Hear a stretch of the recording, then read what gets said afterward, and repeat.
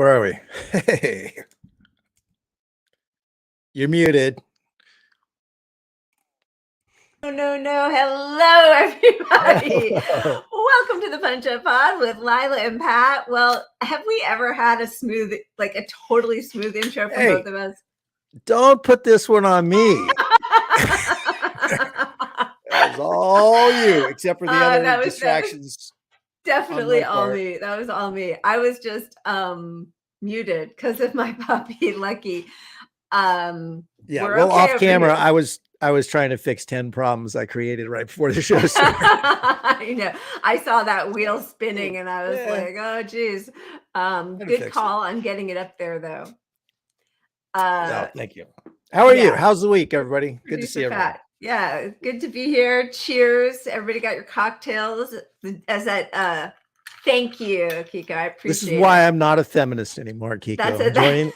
Enjoying the right-wing pipeline. Me and Hinkle are going to be pals. Andrew Tate is my hero. Toxic masculinity, Jordan Peterson.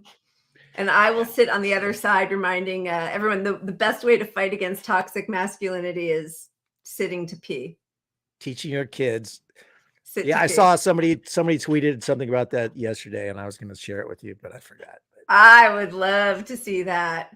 I need more. It was about training your kids to pee sitting down to save the world or something. I don't know. What? That actually feels like that person maybe. Oh my God, maybe stole my. Now I want to see what's going to go on. I'm looking to see what people are writing about. Is there an official Punch Up Pod stance on Marianne Williamson's potential candidacy for 24? Seems like the expressed willingness to break independent after primary loss is a sticking point for some.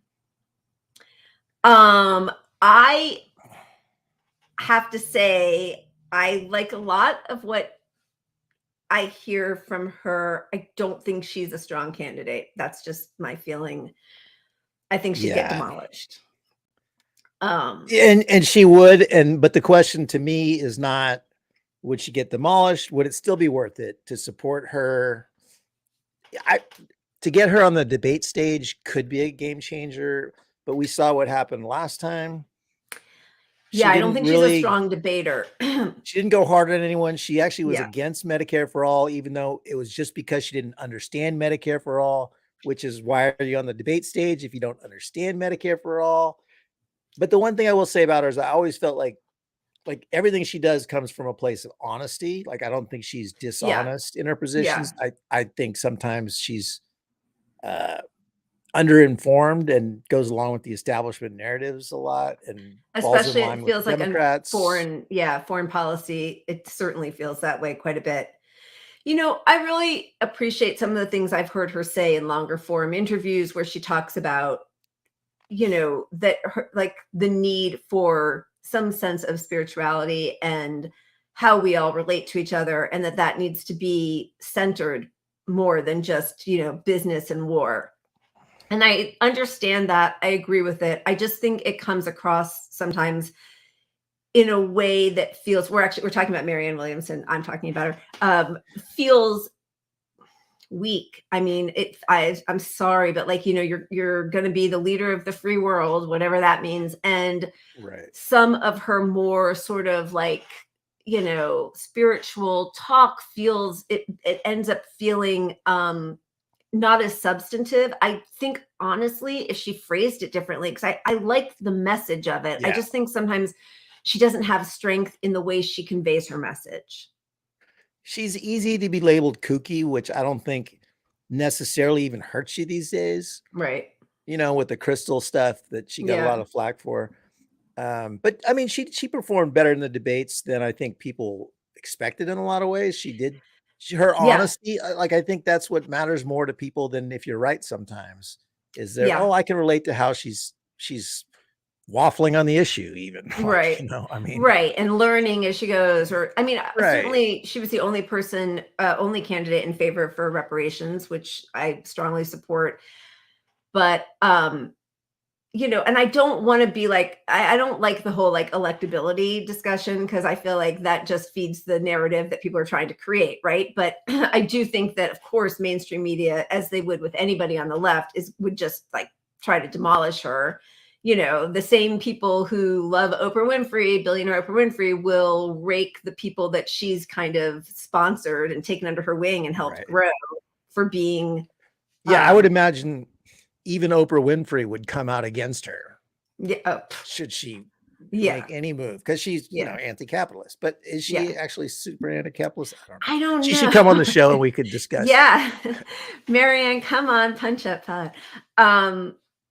Yeah, I see what Dave is writing. I don't think this country would ever vote for her. This place prefers fascists over hippies, and she comes off as a hippie. I mean, yeah, I think that. And again, like I know what they would say about Bernie, although Bernie did have majority popular appeal in this country. So it was the people in power, the establishment elites, the corporate media, all those are the people who raked him over the coals. But he really did connect with the country, I think. And I don't know. Anyway, I don't think she is the answer. If she gets in to try to primary Biden, I will, watch that enthusiastically. But I don't know. God bless her. And anyone who wants to get in and challenge Biden. 100%. But if you get in and if her message is, I'm just here to spread this one belief or push Biden left, but I'm going to vote for Biden, then that's not helping anybody, because that's just pushing people towards Biden. Yeah. So exactly. Now, like somebody who's talking about Mike Gravel, like. Yeah. Sorry, where is it? Reflect the Sun. We know they'll just stop everyone. The more Mike Gravel, don't give a fuck style to own the messaging. Survivor, just run as many as possible. I mean, yeah, I do. First of all, I'm all in favor of democracy. Like, more the better. Get people out there.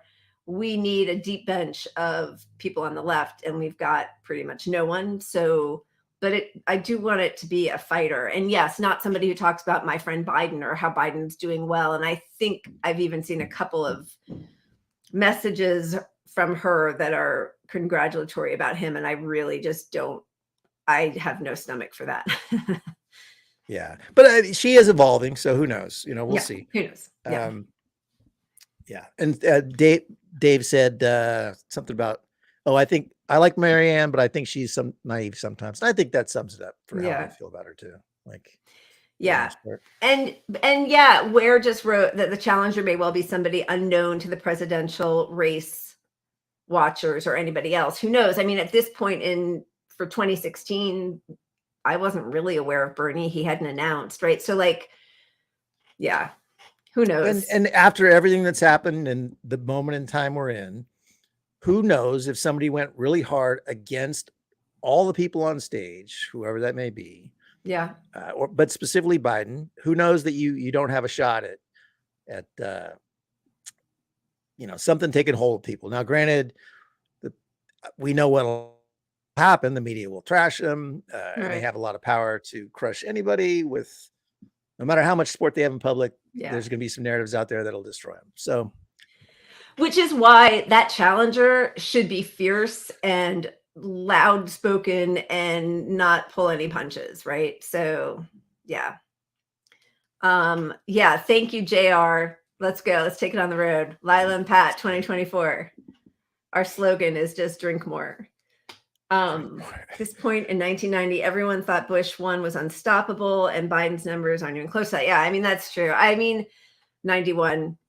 Who knows who's going to come up, but boy, I hope it's somebody out there loudly helping move this country in a direction. Because as we saw, the Doomsday Clock doesn't stop for anyone. It is ticking away. Problem is, we don't have enough people out there yelling loudly about anything. These days we have there are a lot of activists, but no one's, well, I mean, you got Sharma. Am I pronouncing her? Shama Swan. Yeah, she's fantastic. And I think probably you all saw that she is not running again for Seattle Council. She is starting a new movement, Workers Strike Back, to improve the lives and conditions for workers. And we're hoping to have somebody from that worker strike back on our show in the next couple of weeks. But, that could really try to employ that outside strategy that she's been so successful using in Seattle to, get the $15 minimum wage, to protect renters, I think, to have renter protections. She's really used her voice and connection to activists and organizers to do what, Bernie, now he says he's doing. He's going to go on the road now and try to remind people that the 1% can't take it all from us and la, la, la. I don't know where he was for the last 2 years when actually Democrats had control of both houses of Congress, but he is now going to start again. I don't know. I'm having a hard time getting a lot of enthusiasm for that because it feels a little performative at this point, but I mean, I'm glad he's doing it. It won't hurt anybody that he's out there fighting for more stuff for us. But the only harm is thinking again that somehow his activism is going to lead to electoral change because it's not happening. Yeah. So all right. Yeah. So Lila has a hard out at 6:00. Sorry, everybody. So we've got 48 minutes to get through it all. Let's do it. Something about liking her kids, or I don't even know what it is. I know. I've got a baseball game to get to. Really, really disappointed in your love of your kids. I know. All right, let's get to the wheel. Let's get to that wheel.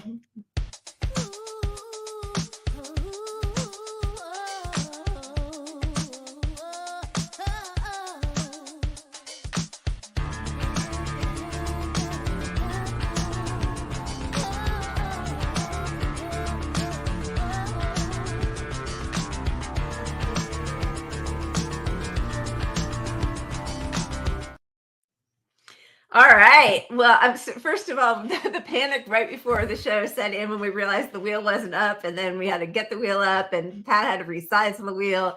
But you did it, my friend. Well done. And it's really important that bar on the right lines up with the fists to sort of hide our 1980s Windows 95. A lot of OCD between the two of us here. You deserve 10 more minutes in the break room. I saw people posting like the worst things their bosses, not that I'm your boss, of course, but the worst thing their boss has ever said to them, congratulating them for like a job well done. And it's never, of course, financial. It's always like, you can have an extra soda from the break room, but well done. Hilarious. Drink another soda. All right. What do we got? We got Doomsday Clock, Cop City, Above the Law, and the COVID Clown Car, and also our new permanent segment, which I'm loving, Timeline Cleanse. Let's spin the wheel. To go with our permanent shot selection. Yes, well, for sure. Yeah. That's in our rider or the show doesn't happen. That's right. Wait a minute. No sound. Hang on. I hear it. You heard it? Yeah. There's sound. For the wheel? Yeah. Wow. Something's going on over there. Never mind. No more sodas for you. Doomsday Clock. Well, in a piece of really comforting news, the Doomsday Clock, which I don't know if people were even aware. Oops, we're both going for it. Go ahead. You push the buttons.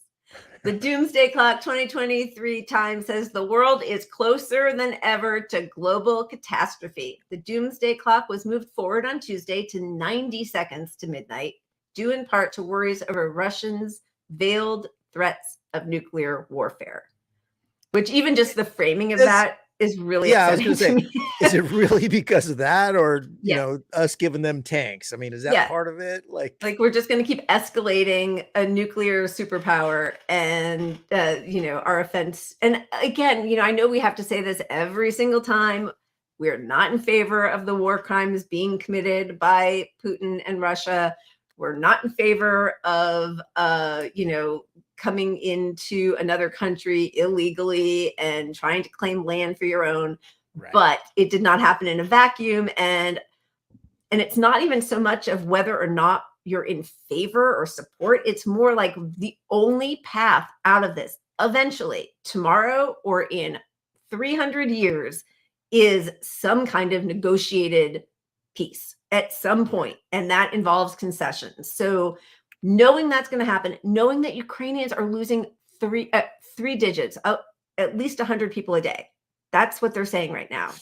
We lose that in Sacramento to COVID every week. Yeah, I mean, I guess. Yeah. I mean, seriously, we just don't value human life. So what does it matter to most people in power? But the fact that we are pushing and escalating and sending tanks that a year ago we said we would never, we would never send them this artillery. Like, it really feels like the what is it? The crazies are running the asylum.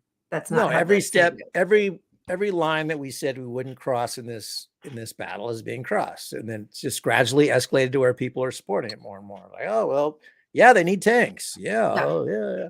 Next, it's going to be a no-fly zone. You got Biden on TV saying, going out of his way to say it's not just the tanks, even. It's the tanks and the manpower to support it and the parts and the training, which all of that escalates to a point where, okay, 5 people are over to train this squad on the tanks. They get killed in a bomb that comes over from Russia. Now what do we do? What's our response? Article 5 of NATO, right? Now it's somebody who is part of the NATO alliance, has been hurt or killed in the line of duty fighting Russia, and that just triggers everything. I mean, and also it can just be, I mean, first of all, I don't think that there are any journalists on the ground in Ukraine actually reporting independent of what the Ukraine government tells them. I mean, certainly we don't have anybody like that over here in the US on like cable news, right? Everybody it's like they get the notes from the State Department and they just completely unquestioningly repeat those notes. They're just stenographers. And so we are dealing with facts on the ground from Ukraine the same way. It's all just what the government is handing off to the journalists who are embedded there, which of course is not the way to find out the truth. If you're an embedded journalist, you already are taking some direction from the military with whom you are embedded. Absolutely. Little by little, NATO and the United States are creeping closer to a catastrophic scenario. To the catastrophic scenario, President Joe Biden said we must strive to prevent. I mean, obviously, like we always repeat, I'm very anti-imperialist. I think Russia moving into Ukraine is bad. It doesn't matter that that it's unprovoked, or it doesn't matter that it's provoked, is what I'm saying. It doesn't matter. Russia should not be expanding its territory into Ukraine. Having said that, lots of things happen in the world that we don't have to agree with and we think are wrong. But the public's being sold this narrative that it's like Hitler, it's the domino theory again. It's like the expanding, it's World War II. So the whole world came together in World War II to stop Hitler. Right. Guess who also helped stop Hitler? It's like Russia. Yeah. I mean, gotta kind of memory hole some of those parts. Yeah. You can't look at the actual conditions in this situation and think Putin has any ability to keep going in a big way, a la Hitler and Germany in the 30s. It's just and he also hasn't said, I mean, not that you can trust what a global leader says, but like that was never the stated intention anyway. Certainly no one comes close to trying to dominate the world anywhere as close as the US, right? Which I think is why so much of the rest of the world is not on board with this. I mean, obviously the US and Europe are fully in favor of this escalation, but the global South isn't. And, we're seeing new alignments, which make me hopeful that possibly it will tamper down some of the US's imperialist ventures, but I don't know how many people will be thrown into the cannon on the way towards having a multipolar globe. I don't know. When you look at all that the U.S. has done, the countries we always help have some resources we want. And Ukraine's got a ton of lithium. And what's lithium used for? I mean, electric. Yeah, I mean, help, by the way. I don't know how many, I think a lot of Ukrainians, now, of course, everything changes as this escalates, people dig in their heels even more. But even up until like a month ago, the last poll I read was even Ukrainians in Ukraine, they want some kind of negotiated peace. This is untenable. This just, how much longer can this continue and conscripting men into the armed forces? The men are getting older and older as they're doing that. None of this ends well. Well, it ends with us being involved on the Russian border is what happens, because when we left Afghanistan, we're not really completely gone, but the military industrial complex needed somewhere to spend money. And so, barring actually getting us into a nuclear war, which they don't really want, obviously, that's going to kill us. This is a way to funnel money from the U.S. government to the people that fund our leaders in power. Right. And it keeps the arms game going forever. And that keeps getting some of these people reelected because they take money from these people. Yeah. Which is why you saw a lot of this propaganda, like this chart. I don't know how many people saw this chart. This was an example of them trying to show that defense spending has dropped. So if you look at this chart, we're in blue, the U.S. is in blue, and in red is China. Bad, evil China. And look at how it makes it look like China just blew up past us and is spending way more on the military. And look at our decline, and look at we're losing our stature in the world as the dominant, peacekeeping people we are, is the idea. But if you look at that, if you read the fine print, I forget what that's called on a map. Axis, the y-axis. Yeah, but I was looking for a different term. Anyway, all the other countries are plotted on the left axis. The U.S. is plotted on the right axis. So if this chart was realistic, this is what it looks like.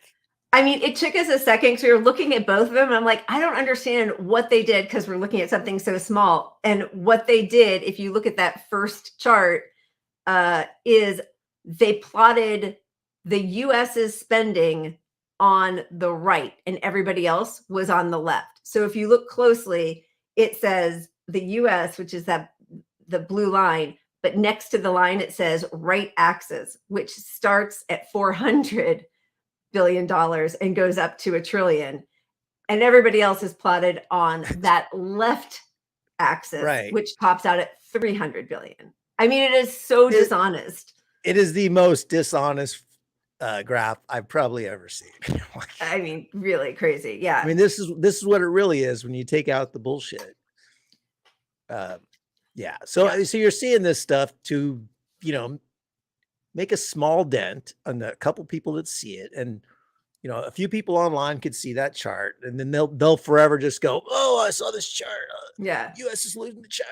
We're spending we're losing. Exactly. It's framed like that. We have to be scared of everything. And meanwhile, 3 years ago when COVID first started, we already knew that we were in really dangerous ground with climate disaster. That's a time between climate disaster and a global pandemic for the nations of the world to come together. And instead, we had to throw World War III into it also. It really shows you that the people who are the adults in the room are hell-bent on destroying us all. Well, the U.S. military is the worst offender in the world when it comes to the climate.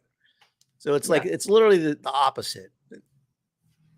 We're all coming together for more bombs and wars and climate change denialism, which ignoring the military industrial complex pollutes more per person than any country. Remember when Elizabeth Warren wanted to do a green military? Green. I'm just never going to get past how much I dislike her. Gotta say. No, it's done. That ship has sailed.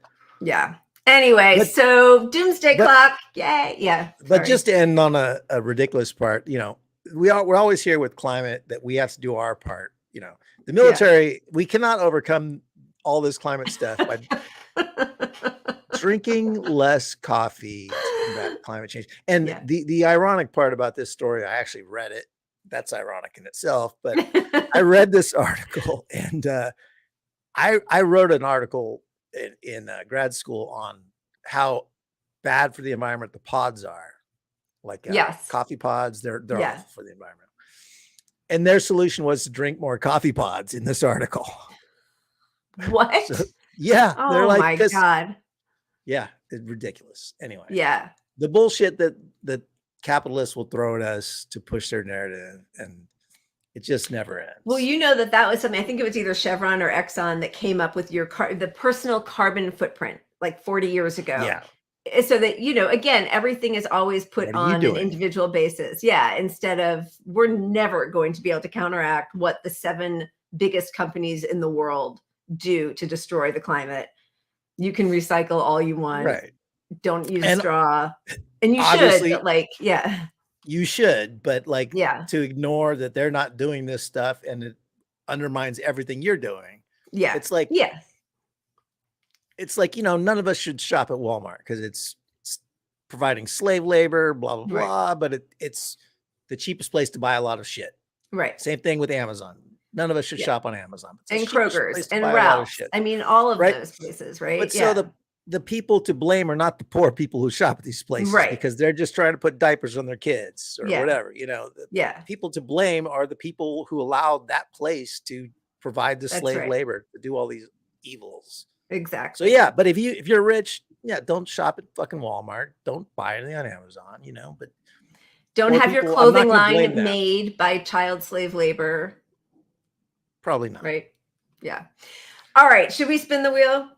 What do you think? Spin the wheel. Enough doomsday. Shots are just sitting there looking at I know. I hate that I can't hear the sound, but I don't want to gamble and try to fix it. Baby. Can you hear it now? You're not?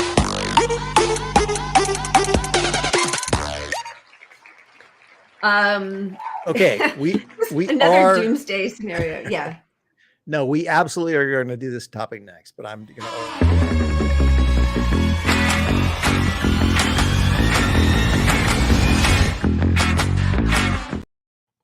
This is why we love Pat. Thank you. Best call of the day. Best call. If we're on a limited schedule tonight with half an hour left, let's get it going on. Cheers, everybody. All right, what was it? Cop City. Cop City. Good Lord, this is disgusting. Should we just I'm sure everybody knows what it is, but should we just do the overview and just show the tape of what it is? Yeah, absolutely. Here's Cop City. Atlanta is planning on building a $90 million training ground in the forest to practice urban warfare tactics. Activists are calling it Cop City and say it will harm Black people in the environment. The facility would be a space where the police could practice tear gas explosions, bomb testing, have a shooting range, practice high-speed chases. They're literally going to build a mock city of Atlanta to practice different urban warfare tactics. The purpose of this project is to be able to better surveil, better suppress, and better prevent liberation movements that directly address the exploitation that Black and working class communities are feeling. Atlanta actually increased its police budget after Black Lives Matter protests and a movement to defund the police. More than 70% of Atlantans disapprove of Cop City. In 2021, Atlanta's population was almost 50% Black. 20% of Atlantans live in poverty. The Atlanta police have always been antagonistic towards poor and working class people. They have been active agents of gentrification. Cop City is proposed to be built on land that included a slave plantation and a prison farm. The construction would cut down part of the South River forest, which helps prevent flooding and protects against extreme heat. Activists against Cop City are occupying the forest, building barricades, and protesting against corporate sponsors to stop construction. Defund the police, abolish them, and invest in the things that actually keep us safe. We've been ramping up our efforts to get folks in the community trained on things like restorative justice, on medic trainings, on de-escalation tactics, disaster relief, all the things that we know actually keep us safe when we're in crisis. And so we don't need to call the police. Folks won't feel like they need to engage 911, that will have those skills in our community and can meet our own needs. Sorry, we overlapped our pushing buttons. So just in case there was any doubt about why this is happening, here is who sponsors Cop City. Where did that go? This is I got it. Pretty telling. Home Depot, UPS, Delta, Chick-fil-A, Amazon, Wells Fargo, Morgan Chase, Waffle House, Axon Enterprises, Atlanta Hawks, and Georgia State University. And Inspire brands, which really makes you wonder, like, Jesus. Can I just say Waffle House?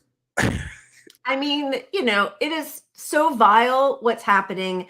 They're going to destroy acres of land. They have people who are trying to protect the land. They just killed a pacifist land protector who was staying in that part of the park where they were going to destroy all of it.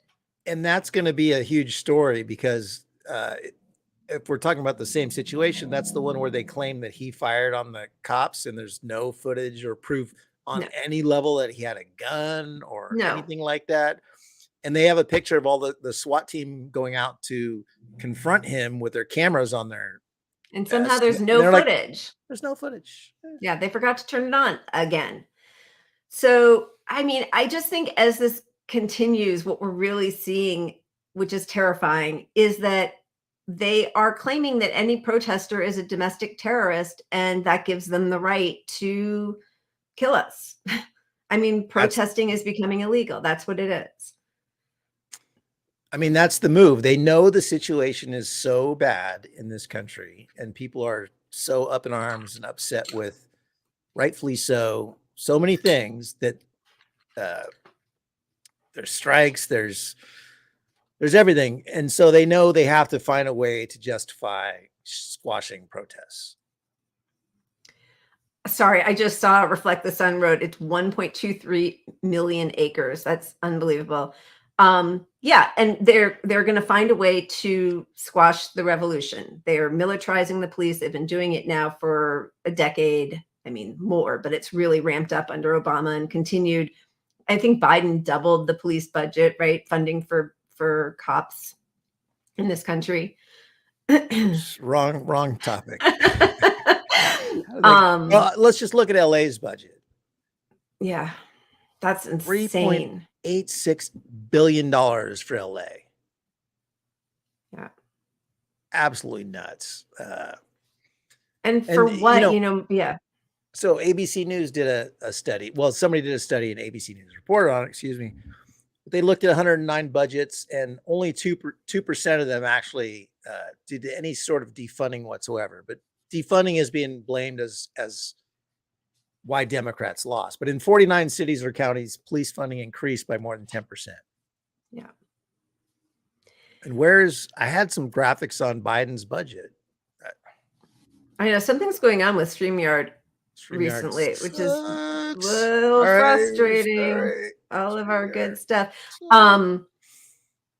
Yeah. So, and we also know that, Black people of color have a much higher incident of being killed by police. And here you're in a city that's over 50% Black, and you're going to put this enormous fortress of people who are not there to protect and serve, who don't view themselves as part of the community, who view that community, who live there, who don't want Cop City, view them as the enemy. Like it's a militarized zone. It's insane. I think, it's insane. And the people are not people didn't vote for this. This isn't something that was a ballot initiative. Hey, what do you think about taking your city and we'll just take we'll take 1 million acres of land and get rid of it despite the environmental harms. And we'll just train cops to go after people and we'll do. Yeah. No, it's pretty horrifying. And there's not really been a lot of people speaking out on the left about this, or liberal left, whatever, in Congress, right? I mean, or the mayor of, it's Atlanta, right? It's in Atlanta. Yeah. It's Atlanta. Yeah. Isn't that Bowser? I mean, where is there's study after study shows us that cops don't prevent crime, and they only solve 2% of crimes. I mean, so like, what are we doing here? Why is this being allowed to happen against the will of a majority of the people? Yeah, that's the $1 million question. And the answer is what people think has no impact on how either party responds politically. What matters, and they chart after chart, people who've looked at this, is the donor money matters. The corporate donor money matters. What you and I do or care about is irrelevant in the big picture. Which is why even when we elect somebody within the Democratic Party who supports our values, they're in a system that absolutely squashes our voice regardless. So there's your depression for the day.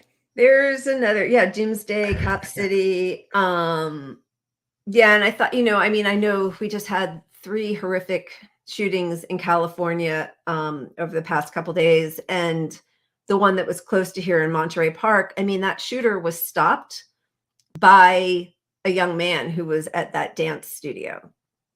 He wasn't stopped by the cops. And by the time they found the perpetrator, he had killed himself. So the cops did nothing there to help anybody. And I don't even know if they could have or what, but like, that's not where we should be putting our resources, to more cops that don't keep us safer. The answer isn't more guns, more tanks, more police officers. It's offshoring a lot of the responsibilities of the government, of the local governments especially, to the services that people that can actually treat this stuff. I mean, mental health is an issue for sure. Yep. But economic issues are also a factor in this. Absolutely. So there are all these different layers of, just like there's a Swiss cheese effect to how you treat COVID, how you should respond to COVID. Same thing with crime, but none of it is let's just give cops all the money. Cops show up to everything. And they're our first responders, our first responders to everything are cops. It should be like, in the case of homeless people, you get cops showing up to deal with homeless people first. Well, cop doesn't know how to get this person resources and help. They just want them out and move your shit away from the business that needs to make money. And part of that is also that every city in America is run by the Chamber of Commerce, which is funded by the local small businesses. So even small businesses are part of it, but they don't respond to citizens. They respond to people who have money to fund their campaigns. And who funds local campaigns? Small businesses fund local campaigns, not homeless people or poor people or, Yeah. And it's just so depraved, right? Because the root problem, as you were saying, it's never, yes, there are some people who have mental issues, but we don't have healthcare in this country. There are people who, they go to a doctor, they're one paycheck away from bankruptcy or losing a home. We don't have a living wage guaranteed in this country. There's so many things that contribute to why people are feeling rage right now. And I'm not excusing any of it. And yes, if he didn't have a gun and he had a knife, fewer people, I am not a pro-gun person, but that's not the only issue. It just, as you said, it's a Swiss cheese model. It's a systemic problem. But the guns are actually a problem too, but the gun problem, we got more guns than people in the country. We're the only country on earth even close to that. The second closest country is like half the ratio of guns to people, Right. But why? Why do people want their guns so much? Sorry. No, I'm sorry, but that's where I was going. This country, we have a system where it's my freedoms and my guns and, and be scared of your neighbor. Like, they're constantly pushing fear of, you're going to be accosted in the parking lot. There's somebody coming to get you. How are you do you have a ring on your door and a camera if somebody's trying to steal from you? And, all the crime statistics say that those violent crimes have kind of plateaued for the last few decades, but you wouldn't know it by the way it's covered in the news now. No, you would think because people were locked down, which they weren't. 2 weeks. Yeah. Everybody went crazy and there's all these mass murders now. And that's what they're trying to push out of all these recent mass shootings. It's like, oh, it's a factor of people being locked down. Yeah. Well, and even just like sorry. No, go ahead. No. Don't. If you take one breath, I'm like, I'm coming in. No. Go. Say what you're going to say. I already lost my thought. This is why feminism is bad. Feminism is bad. I'm joining the right. But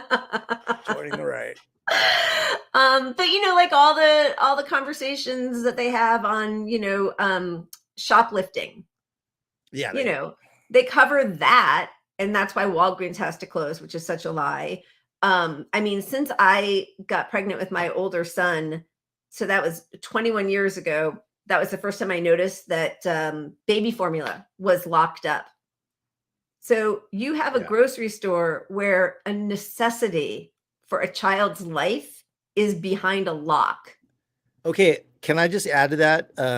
Not that it's a child's life, but I've noticed that all the major stores in my area, I've started locking down basic stuff like at Target, deodorant. I have to get a key to get deodorant, like because the most basic survival stuff, like you can't have a job if you go and you stink every day, basic survival stuff is getting locked up because that's what the thefts are mostly occurring is stuff like that. So there are lots of solutions. Price of eggs. To these problems. Sorry. Just thought I'd add the eggs. Yeah. Eggs are doubled. There's no real reason for them to be doubling. It's just price gouging. Corporate greed. Yeah. So imagine, again, if that were the framing, if that were the discussion, if every day they talked about the billions of dollars of wage theft by our CEOs, if they talked about, I know we're going to do another above the law thing, but there's lots of illicit behavior going on in our country and in the world that is just like, well, it's business. Oh, he's smart to do it. How do you think you become a millionaire or a billionaire? That's how you do it. Right. And that kind of theft is praised, but baby formula is going to be behind lock and key. Yeah. All right. Since you got to go, I suggest we spin the wheel, reflect, move it on. Okay. Let's do it. Yeah, baby.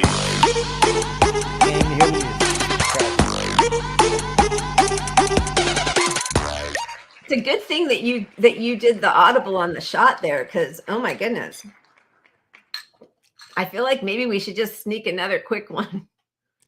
Yeah. Otherwise, what are we doing here? What kind of happy hour is it? Hi, Viola. Right. Coming up next, what was the topic? Above the law. Above the law. Cheers. That one goes out to the strikers in Great Britain. Let's go UK. Britain. Let's go. The nurses enough and the is Amazon enough. workers. And, they've got a France, good national strike movement going. All right. So above the law, it is fascinating to see. Last week we talked about Biden, just like the slow drip of every week. There's another revelation of more classified documents. And of course, there were all the think pieces on why that was so much different from Trump having the classified documents. And apparently it's just the cover up, not the crime. It's not the same. Never the same. Never the same.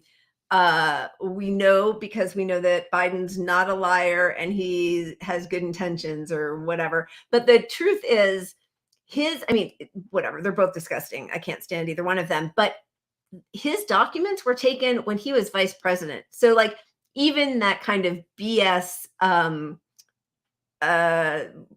reasoning that Trump was coming up with, which is I'm the president, I can declassify anything. And he'd even tried to like retroactively declassify, but you can't do that when you're VP. So like, there's really no reason for Biden to have between 25 and 30 or however they keep trying to phrase it. Like it's not a lot. Right. And even I always try to look at the devil's advocate. Like, okay, let's say there is a huge difference between what Trump did and Biden did. And there probably is. Why? Well, I mean, because he's not cooperating, right? I mean, that's All one right. thing. You know, you could But argue. is the crime having it, or is the crime the cooperation? Well, I mean, without us knowing what the documents actually are, we don't know. I mean, but they're classified. Like, you're not supposed to take them out of that room. That's yeah, the crime, is having the document. But so my point is, let's say you're a person who thinks, well, the crime is that you didn't cooperate with them. You're not right. You're trying to be above the law. That's the major crime. Well, if you're propping up Biden, Biden, as Democrats always do, is deflate their main argument with their own actions matching the argument, or in some level, they always do this. And so Biden had a million opportunities to make this an issue. To be honest, to come out and just say, I have these documents, whatever. But for political reasons, they lied and hid the fact that they knew that they had these documents, and that while they were pushing all the stuff against Trump on it. So it just kills their own argument against Trump. So even if it's crying wolf, like you cry wolf that Trump is so bad, I would believe you, but now you did sort of similar things and you hit it. So no matter what comes out of this, it's all a wash. It's all a wash. And I mean, I think that this was something that a lot of people thought seriously that Trump could actually be indicted for. I guess Biden's people told the Department of Justice before the midterms, but the Department of Justice didn't announce that they knew about it until December. So that does make it look like a sort of craven political move on the part of the Department of Justice, which should be a disinterested party, right? And not be playing favorites. And they even announced the special counsel for to investigate Trump after they knew that Biden also had classified documents, but without revealing that he had. I mean, like, it all just starts to feel dirty. Yeah. Well, for kicks, I've been listening to right-wing radio in the morning. Eesh. Actually, only because left-wing radio, the tower went down with our storms, and I just happened to find this right-wing radio. But all they are talking about is how the parties are the same on this issue, which they're not that far off on. Like, there's some validity to that. Like, you can make the argument that that's the case. Yep. Yeah. It's really bad. Yeah, that's funny. They repeat and Kamala. Oh, and me. I mean, I actually tweeted about this, but the right-wing radio, like, because the people that listen to right-wing radio don't trust the media, because they rightfully shouldn't, because the media is full of shit. The mainstream media, they can see the bias in how this story is covered, for example. Right. But a million cases have happened where, if you're on the right, you have a reason to think, CNN's full of shit, MSNBC is full of shit. Right. So you're right. But during all these shootings, they're saying, I literally heard them say, and they talked about this for an hour, that the mainstream media isn't even covering the shootings because the shooters were Asian and it wasn't a white male.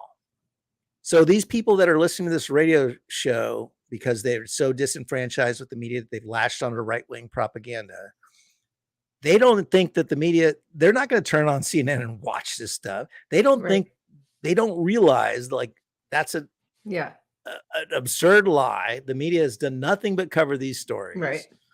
But they're like, oh, it's more white, poor white guys, right. Anti-white. They're trying to erase white people or something. Yeah. Yeah. No, they've really made a mess of it. There's a reason that people distrust the media. Of course, right-wing media is just as much part of the establishment in its own way. And so they all thrive off of having this infighting between the left and the right. As crazy, I mean, like, really crazy as some of that right-wing media can be. I don't even listen to it, but apparently you're going down that pipipeline. But this is where I learned that feminism is bad. It's my new thing. Great. Keep tuning into that. This is what Snowden put out. How is it possible that I have fewer classified documents in my house than the last few White House administrations? The Espionage Act is a strict liability crime. Good intentions, Pat, are no defense. Under the law, these guys are all unindicted criminals. I do think that that's an important thing to remind everybody that it doesn't matter what your intentions are. It's not, I mean, first of all, ignorance of the law and all that kind of stuff is no excuse. I've been hearing that since I was little. But certainly these people know what it means to have classified documents. I mean, I know there's also a discussion about how many documents are classified in order to prohibit journalists from exposing what's happening, right? So like there is a whole idea that we have to kind of smash this classification scheme, because what it really does is it allows the government to get away with crimes and not be exposed. And there's no way to hold anybody to account if there's not transparency. So the more items that are classified, the more documents that are classified, the less transparency and knowledge we have. And that is the death of democracy. And if you start jailing, like what we're doing to Assange and Daniel Hale and Ellsberg and, all these people who are trying to expose government secrets, which are usually crimes, they're the ones who are then considered the criminals, and the government just keeps, like Gina Haspel, one of the main CIA or torturers, becomes the head of the CIA. I mean, and the person who exposes it is rotting in Belmarsh prison. I mean, it's just vile. I mean, you get promoted up in all evil governments if you're an evil person, which is what happens in our country. That's right. I mean, do we want to talk about the new chief of staff who had to pay? That's what I was thinking of, but I couldn't think of his position name. I was like, I think I had a Biden moment. I was like, the guy who runs his house, or the chief of staff. Zients is going to be the next chief of staff. And just as a reminder, oh my goodness, we are not even going to be able to read this, but so he's done a lot of horrible things. One was his handling of COVID at the beginning of the Biden administration, which was basically just a big handout to pharmaceutical companies. But also he had to pay almost $7 million to resolve allegations of fraudulent Medicare and Medicaid billing from a company that he was running. So he should be in jail. Yeah, and for that not to be disqualifying for any position in Biden's administration. Yeah. Let alone, what is it? What's position? Chief of staff. Chief of staff. Chief of staff. I hear that's an important spot. Chief of staff is the COVID criminal. I mean, basically. Yeah, COVID criminal. And the Medicare stuff, I think, was even from 2015. So like made millions of dollars off of bilking people out of healthcare that they needed, that they had paid for. Right. Right. So this is where we always come back to, I mean, we don't always, but recently I'm coming back to, well, what the fuck is the squad doing on this? Like, because it's their own party, they cannot criticize this appointment. They can't draw some attention to. Who is going to draw attention to it? Because Democrats I mean, Democratic voters, normie Dem, they're not listening to Fox News. Right. Or, I am. But what is happening? Oh my God. It's good to know what the enemy's doing. If we don't get at least 100 viewers by the end of the show, I'm going right. I know. It's the way. It is the way. Yeah. It's the way you talk about things. It just puts me up. I cannot bullshit. support healthcare as a human right if your tone is off. It's just offensive. Yeah, I mean, it's outrageous. They're so busy lining up for and applauding, Hakeem Jeffries and Mama Bear. And I mean, they're useless. They've become completely useless. Yeah. I mean, how are you, if there's one thing the squad has on their resume, or, their, I don't know what you want to call it. Their PR is that they fight for Medicare for all. They support Medicare for all. They tweet about Medicare for all every fucking 5 minutes, right? Yeah. Well, not the first 2 years, but now they're starting again. Now that we have a Republican Congress. Yeah. Right. Now it's suddenly back again. It's in vogue. Pelosi said it's okay now. Yeah. But if that's all you got, and you're placating the Democratic Party to make this big issue happen eventually and gradually gain some more support among Democrats in the Senate and the House and the voters, you got to criticize this guy. Crickets, just crickets. Listen, they don't want relational harm. What the hell did AOC say? They want their committee assignments, which they don't get anyway. I don't know. I mean, there's some backroom deal that they keep promising for 2 years that they're working on stuff. They won't tell us. It's classified. It's classified. They could tell us, but they'd have to kill us. I think we should run through a few other above the laws since we only got 2 minutes, right? Yeah. Well, I mean, you got to appreciate this. I mean, granted, Hawley's crap and Republicans suck, but like, I appreciate that they called the law banning lawmakers from trading stocks, or the bill banning lawmakers from trading stocks, the Pelosi Act. Yeah, that's good. We don't even have what it means, but no, wait, it's here. It's just above, right? Oops, there it is. Yeah. Preventing elected leaders from owning securities and investments Act. So God bless them for that one.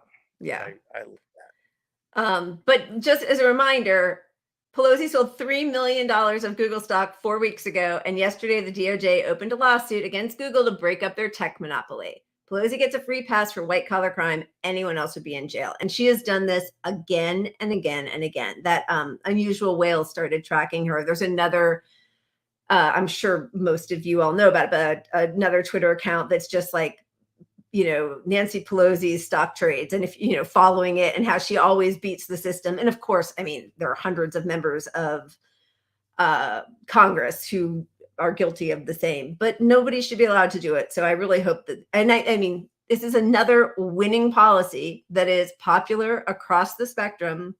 And the only people it's not popular with are the 538 members of Congress. I mean, that's just, and they're donors, obviously. They're donors. But here we go. Pete Buttigieg. Oh my God. An airline CEO admits that the ticket scam was permitted by Buttigieg. Lovely. Yep. But I call this good news because Pete was elected this position, or appointed this position, to fluff his resume, and it's failing miserably. I hope so.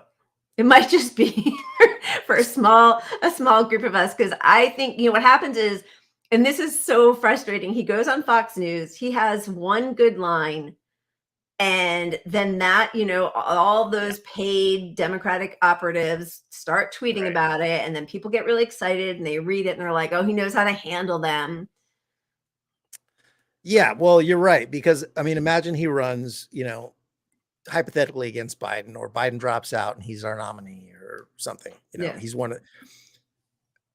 If nobody points his record out, which is what happens, none of this matters. The only people that'll point it out is the right, and maybe the right wins. So that's not really a win necessarily for progressives, but like, this record gets hidden until past the primaries. Yeah, exactly. Well, and it's fascinating because one of the best people on calling Pete Buttigieg out on this and doing really in-depth reporting is David Sirota over at The Lever. And every time he writes something about it, the replies from the liberal class is like, your boy lost, get over it. Well, first of all, like, that was a loss for this whole country. Like, we should really everybody should know that. I don't know what Bernie would have done in office, but certainly Biden was a worse choice and Hillary Clinton was a worse choice. And so, we all lost there. But like, they never want to deal with the substance of it. And being a corrupt politician should be called out. That, like, they are there to serve us. I don't know. Do we need a timeline cleanse? Yeah, where's that ruckus? You have a hard out, so I think I unfortunately I'm gonna have to. Well, I don't have to, but should we end on a happy note? What do we got that's happy? Do we have anything happy? I mean, I really liked watching that movie one. What do you think? Oh, yeah, everybody a little chuckle. I'll give you a little chuckle. Have a shot, get a drink, a little 1.5 minute chuckle. You've never seen Sex Times at Spring Break High. This was like my favorite film growing up. You are going to love it. I haven't watched it since I was like 15. Bro, you need to get out of the friend zone and into the bone zone. That's not aged well. What are you, gay? What's up, homos? Y'all are acting like a bunch of queers. I mean, it was a different time. It was 2004. We got a hidden camera in the girls' locker room. They don't suspect a thing. Sweet. We can watch literally anything else. No? Oh, okay. It's a black fraternity. We'll never get in. Guys, I got an idea. Right, but the joke is that you shouldn't do blackface. Like, that's the joke. That makes it okay. That makes it okay, doesn't it? Hey, tell me I'm good. This spring break is dedicated to all the troops fighting for our freedom in Iraq. I don't remember the diarrhea scene lasting this long. She's the prom queen and she's passed out in your bed. You know what you gotta do. No, go back to the diarrhea. Go back to the diarrhea. Oh, hi kids. Room for one more? Whoa! I forgot the principal was Kevin Spacey. I can't believe the principal came to our high school sex party. He must be pretty cool. We've not heard this song in a while. And that's why women shit her less. What? Okay, I'm laughing way too hard at that. And that's why I'm not a feminist. I needed something to make me happy. Well, wow, that really affected me. Sorry, I clearly don't get it. I don't get out enough. I am sorry about my heart out. I got to go watch my kid play. I love hanging out with all of you. Truly fun. Let's make it another week in that Doomsday Clock. Where are we? 90 seconds to Doomsday? At least 2 weeks. We're good for 2 weeks. We have another show for sure. We'll definitely have another show. We're gonna do another caption contest or something. We gotta get those shot glasses out. As we pivot to the right. Stop it. They're gonna cancel you. They're gonna believe me. You guys are awesome. Keep punching up. Cheers, Love you all. See you next week. Cheers. Bye.